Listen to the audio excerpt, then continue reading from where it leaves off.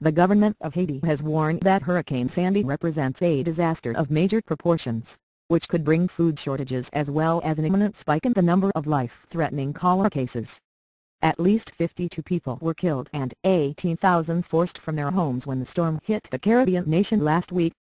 But Prime Minister Laurent Lamont has told reporters that the after-effects of the storm could prove to be more deadly.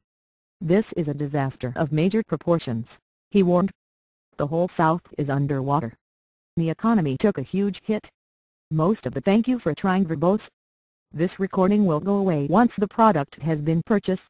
Agricultural crops that were left from Hurricane Isaac were destroyed during Sandy, so food security will be an issue.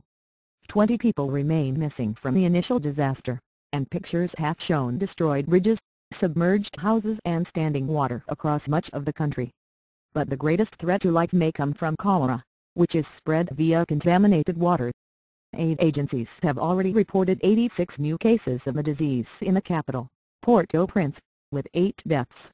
Since the start of an outbreak that began in October 2010, roughly 600,000 people have been affected by the disease, and thank you for trying verbose. This recording will go away once the product has been purchased. More than 7,400 have died.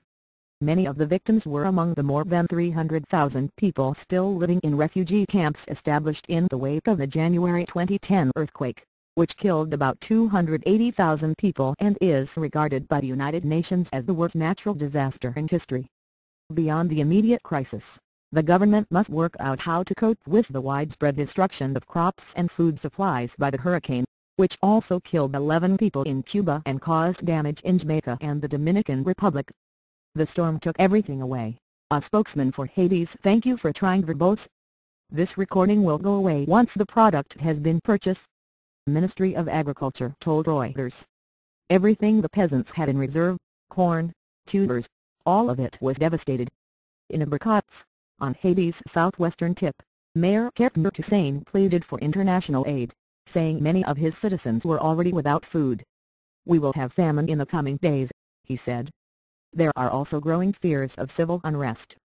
John Gallagher at the charity Plan International told The Independent that in recent months there had been demonstrations sparked by rising food prices.